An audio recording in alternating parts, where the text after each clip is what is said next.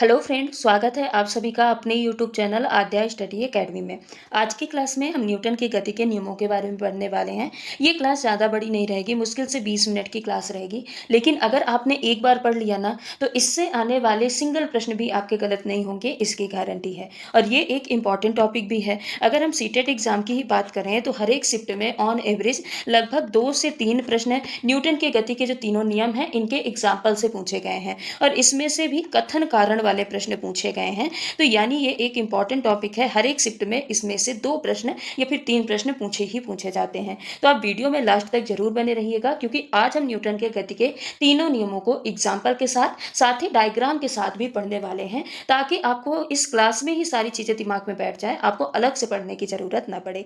इसके साथ जो कल की क्लास है मोशन टॉपिक, जहाँ पे हमने पूरा मोशन टॉपिक पढ़ा है कि गति क्या होते हैं, गति के कितने प्रकार होते हैं, उसके अलावा वेग क्या होता है, त्वरण क्या होता है, चाल क्या होता है, एवरेज वेलोसिटी, एवरेज स्पीड, सभी के बारे में हमने डिटेल में पढ़ा है। एक आधे घंटे की क्लास में आपका पूरा मोशन टॉपिक कंप्लीट हो जाएगा। तो आप पिछली क्लास को भी जरूर जाके देखिएगा। और वीडियो स्टार्ट करने से पहले आप सभी से रिक्वेस्ट है कि अगर आप चैनल पर नए हैं तो चैनल को सब्सक्राइब कर लीजिएगा और वीडियो को लाइक भी जरूर कर दीजिएगा।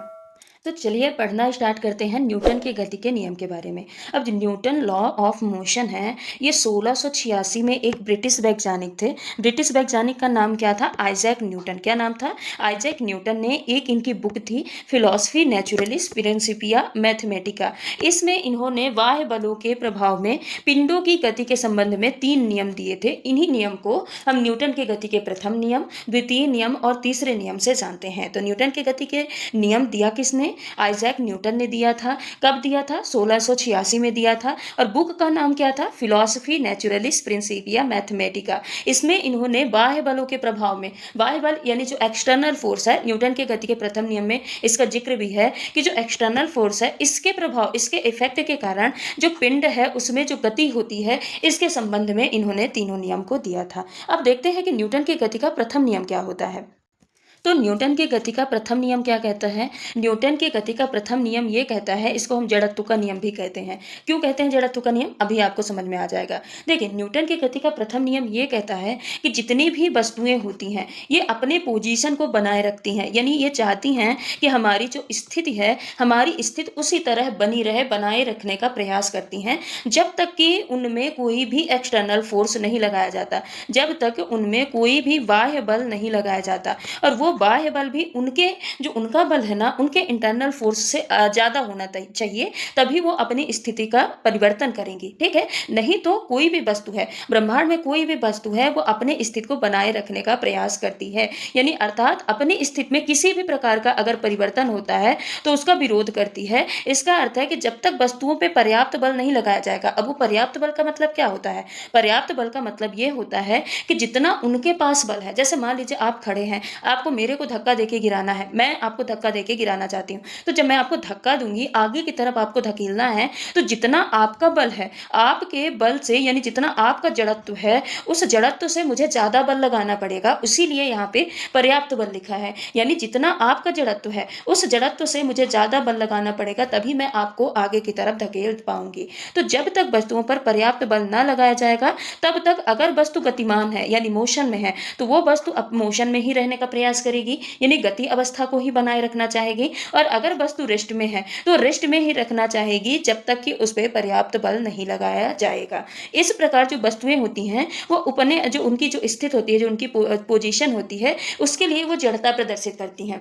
जड़ता प्रदर्शित मतलब क्या होता है कि विरोध करना। क्या करती हैं? उसका विरोध करती हैं। इसीलिए न्यूटन के प्रथम नियम को जड़त्व का नियम या फिर लॉ ऑफ इनर्शिया भी कहा जाता है। समझ में आया? इसको जड़त्व का नियम क्यों कहा जाता है? क्योंकि जो वस्तुएं होती हैं वो अपने पोजीशन को वैसे ही वैसे बनाए रखने के लिए जड़ता प्रदर्शित करती हैं, यानी विरोध करती हैं। उसको हम क्या बोलते हैं? इसीलिए न्यूटन के प्रथम नियम को हम जड़त्व का नियम भी कहते हैं। अब जो जड़त्व होता है ना, जड़त्व भी 2 प्रकार का होता है। अब यहाँ पे देखिए, जो जड़त्व टर्म आया है, जड़त्व कितने प्रकार का होता है? 2 प्रकार का। एक होता है विराम का जड़त्व। क्या होता है? विराम का जड़त्व होता है। और दूसरा होता है गति का जड़त्व। क्या होता है? गति का जड़त्व होता है। अब विराम का जड़त्व और गति का जड़त्व क्या होता है? विराम का जड़त्व वो जड़त्व होता है जिसमें वस्तु अगर रिष्ट में है, विराम में है, तो वो अपने आप को विराम अवस्था में रखना चाहेगी जब तक कि इसके बल से इसमें ज्यादा बाह्य बल ना लगाया जाए। तो इसको हम क्या बोलते हैं? विराम का जड़त्व बोलते हैं। ऐसे ही गति का जड़त्व होता है। गति का जड़त्व क्या होता है कि कोई भी वस्तु अगर गति में है, कॉन्स्टेंटली वो मोशन में है, वो मोशन कर रही है यानी गति कर रही है, तो उसमें तब तक वो परिवर्तन यानी अपनी गति की अवस्था में परिवर्तन नहीं करेगी जब तक कि उसमें बाह्य बल ना लगाया जाए। अब वो बाह्य बल कितना होना चाहिए? इसके गति से ज्यादा होना चाहिए। यानी अगर कोई भी ट्रैक्टर या गाड़ी, कोई भी गाड़ी रुक रही है तो हम उसके आगे बोलते हैं ना, ब्रेक नहीं लग रहा, पत्थर लगाओ, ठीक है, या फिर ब्रेक ही जो हम लगाते हैं तो हम क्या करते हैं? गति में विरोध करते हैं, यानी उसमें एक्सटर्नल फोर्स लगाते हैं। अब गाड़ी तो गति में है, गाड़ी गति में है, जब उसमें बाह्य बल लगाया जाएगा तो बाह्य बल हमको इतना लगाना पड़ेगा जितना कि गाड़ी की गति है उससे ज्यादा। गाड़ी की गति से जब हम ज्यादा बाह्य बल लगाएंगे, यानी ज्यादा ब्रेक लगाएंगे, तब जाके गाड़ी रेस्ट में आएगी। तो ये जो बाह्य बल है हमेशा जो वस्तु है उसके बल से ज्यादा होना चाहिए। तो इसको हम क्या बोलते हैं? विराम का जड़त्व और गति का जड़त्व कहते हैं। अब इसके हम कुछ एग्जाम्पल देखते हैं। एग्जाम्पल क्या होते हैं? देखिए, हम डेली लाइफ में जो जड़त्व के एग्जाम्पल है ना, उनको देखते हैं।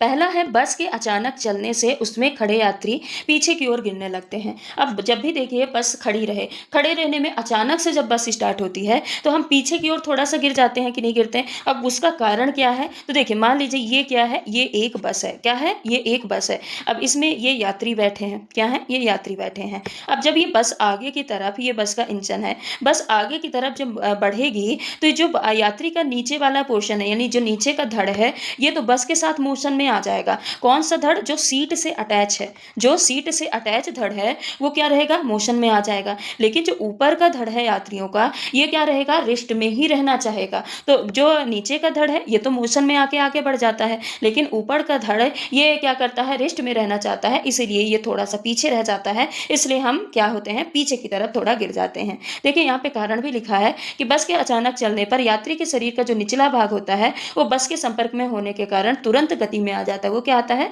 तुरंत मोशन में आ जाता है। जबकि उसके शरीर का जो ऊपरी भाग होता है वो जड़त्व के कारण स्थिर रहने का प्रयास करता है, यानी वो बोलता है हम अटक रहेंगे, यहीं पे रहेंगे। अब स्थिर रहने के कारण ये क्या करता है? शरीर का जो ऊपरी भाग है वो निचले भाग से पीछे रह जाता है और यात्री पीछे की ओर गिर जाते हैं। ये क्या है? जड़त्व के पहले नियम का उदाहरण है। जैसे यहाँ पे देखिए, अभी मैंने आपको ब्रेक वाला एग्जाम्पल बताया ना, गाड़ी में ब्रेक वाला, ये यहाँ पे है। देखिए गाड़ी क्या बोल रही है? I will keep going until someone stop me, यानी जब तक कोई मुझे रोकेगा नहीं मैं ऐसे ही चलती रहूंगी। अब देखिए इसमें क्या है? ये मोशन में है। गाड़ी क्या है? यहाँ पे कार जो है वो मोशन में है, यानी गति में है। अब ये अपने गति की अवस्था को ही बनाए रखना चाहती है, लेकिन इसको रोकने के लिए इसमें कोई बाह्य बल लगाना पड़ेगा। अब वो बाह्य बल क्या है? वो बाह्य बल है ब्रेक। वो बाह्य बल क्या है? वो बाह्य बल ब्रेक है। तो गाड़ी में बाह्य बल हमको ब्रेक लगाना पड़ेगा जो कि इसके जो मोशन वाला बल है ना उससे ज्यादा होना चाहिए, तभी ये गाड़ी मोशन से रेस्ट की पोजीशन में आएगी। तो ये क्या है? न्यूटन की गति का पहला नियम कहता है।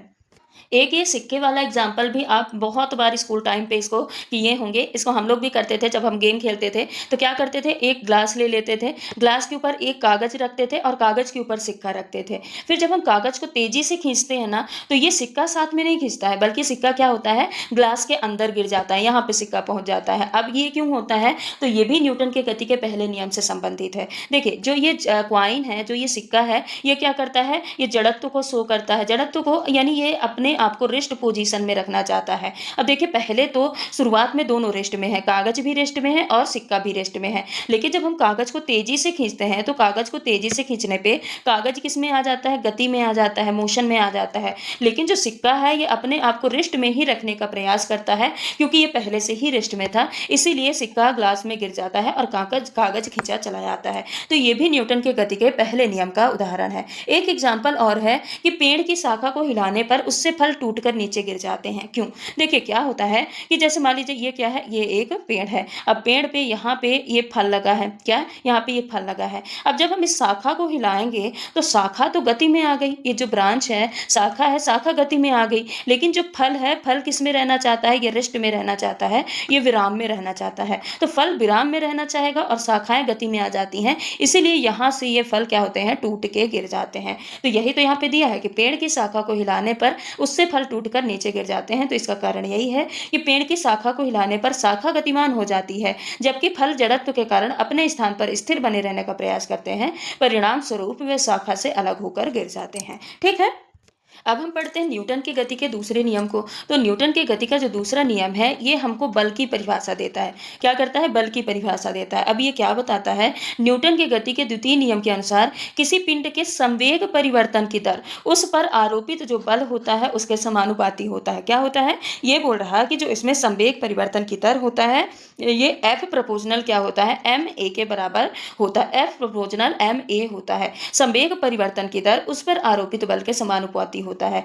इस दर की दिशा पिंड पर आरोपित बल के अनुदिश होती है। यानी ये जो बल होता है, इसकी दिशा, जो बल हम लगाते हैं ना पिंड पे, उसी दिशा के तरफ होती है, उसी के अनुदिश होती है। अब यहाँ पे दिया है कि पिंड के संवेग परिवर्तन की दर यहाँ पे डायरेक्टली प्रोपोर्शनल पिंड पर आरोपित बल, यानी यहाँ पे देखिए ये प्रोपोर्शनल दिया है, एफ प्रोपोर्शनल एम ए। यहाँ पे एफ इक्वल टू हम के एम ए ले लेते हैं, जो कि के क्या है? ये समानुपातिक नियतांक होता है। और अगर हम के को 1 रख लेते हैं तो ये यहाँ पे क्या आ जाएगा? F equal to M A आ जाएगा। अब यहाँ पे हमने पढ़ लिया कि जो न्यूटन की गति का दूसरा नियम है, ये क्या करता है? संवेग परिवर्तन की दर बताता है। अब संवेग है क्या? संवेग है क्या? तो किसी भी पिंड के वेग और द्रव्यमान के गुणनफल को ही हम संवेग कहते हैं। अब बताइए, संवेग को हम पी से डिनोट करते हैं, वेग क्या होता है? वी होता है, द्रव्यमान क्या होता है? एम होता है। तो इन्हीं के गुणनफल को हम क्या बोलते हैं? पी बराबर एम भी को हम क्या बोलते हैं? संवेग बोलते हैं। और इसका मात्रक क्या होता है? तो इसका मात्रक किलोग्राम मीटर पर सेकेंड होता है। क्या होता है? किलोग्राम मीटर पर सेकेंड होता है। और जो संवेग है, संवेग एक प्रकार की सदिश राशि होती है।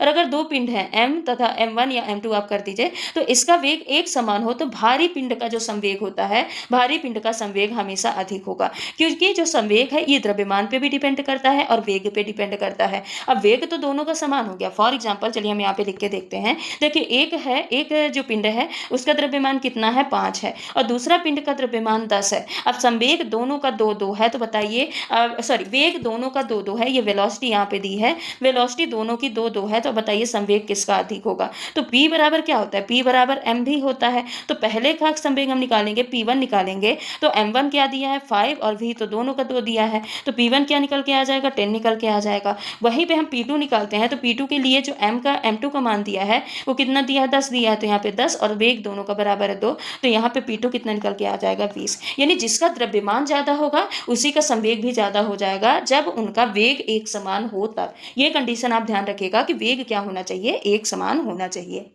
अब द्वितीय नियम के क्या क्या एग्जाम्पल होंगे? तो पहला एग्जाम्पल है, गेंद पकड़ते समय खिलाड़ी अपने हाथों को पीछे की ओर खींच लेता है। क्यों खींच लेता है? ये तो आप देखे होंगे कि जब भी हम कैच पकड़ते हैं ना, तो गेंद पकड़ते टाइम अपने हाथ को थोड़ा सा पीछे की ओर लेके जाते हैं। अब पीछे की ओर लेके क्यों जाते हैं? क्योंकि जो गेंद तेजी से आ रही है, तो तेजी से आती हुई गेंद का संवेग क्या होता है? अधिक होता है। अब संवेग अधिक होगा तो उसके संवेग को रोकने के लिए या संवेग को कम करने के लिए समय को हमको बढ़ाना पड़ेगा। क्या करना पड़ेगा? संवेग और समय ये क्या होते हैं? एक दूसरे के इन्वर्सली प्रोपोर्शनल होते हैं। अगर हम संवेग बढ़ाएंगे तो क्या होगा? सॉरी, संवेग, अरे समय, अगर हम समय बढ़ाते हैं तो संवेग क्या हो जाएगा? कम हो जाएगा। अब तेजी से गेंद आ रही है, तेजी से गेंद आ रही है, तो उसका संवेग अधिक है, संवेग अधिक है, तो उसको संवेग को कम करने के लिए हमको समय को बढ़ाना पड़ेगा। क्या करना पड़ेगा? समय को बढ़ाना पड़ेगा। तो जब हम हाथ पीछे लेते हैं ना, तो हाथ पीछे लेने के कारण जो समय होता है, समय बढ़ जाता है, और समय बढ़ने के कारण जो संवेग होता है वो शून्य हो जाता है या फिर कम हो जाता है। तो यहाँ पे क्या दिया है कि गेंद पकड़ते समय हाथ पीछे की ओर खींचने के कारण खिलाड़ी को संवेग शून्य करने के लिए अधिक समय मिल जाता है, इसीलिए उसको चोट नहीं लगती। इसीलिए जो खिलाड़ी होते हैं वो गेंद पकड़ते समय अपने हाथों को पीछे की ओर खींच लेते हैं। अब कुछ डायग्राम में यहाँ पे एग्जांपल देख लीजिए। जैसे पुशिंग अ शॉपिंग कार्ट, ये क्या होता है? गति के दूसरे नियम का एग्जांपल होता है। Kicking a scooter ball, driving a car, shooting a basketball, launching a rocket, ये सब क्या होते हैं? ये न्यूटन के गति के दूसरे नियम का क्या होते हैं? एग्जाम्पल होते हैं। आप ये एग्जाम्पल एक बार जरूर देख के जाइए। जितने भी एग्जाम्पल यहाँ पे लिखे हैं, इन एग्जाम्पल से प्रश्न बनते हैं, तो आप इनको एक बार जरूर देख के जाइएगा।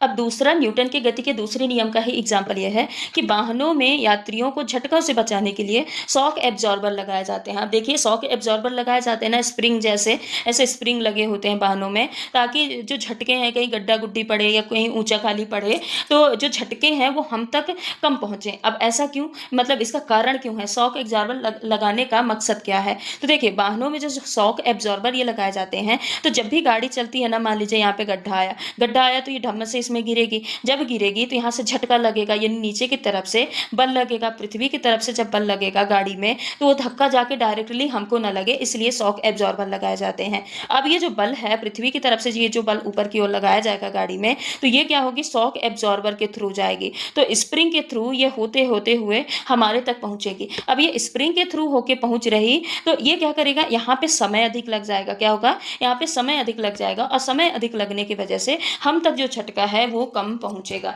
इसलिए बोलते हैं ना, जिस गाड़ी में, जिस वाहन में जितने अच्छे शॉक एब्जॉर्बर लगाए जाते हैं उस गाड़ी में उतना ही कम झटका लगता है। तो वाहनों में लगे शॉक एब्जॉर्बर गति के दौरान लगने वाले झटकों से उत्पन्न ये जो गतिज ऊर्जा होती है इसको अवशोषित करके ऊर्जा के किसी अन्य स्वरूप, सामान्यतः ऊष्मा में परिवर्तित कर देते हैं और झटकों की तीव्रता को क्या कर देते हैं, कम कर देते हैं। इसीलिए यात्रियों को झटकों से बचाने के लिए गाड़ियों में शॉक एब्जॉर्बर लगाए जाते हैं।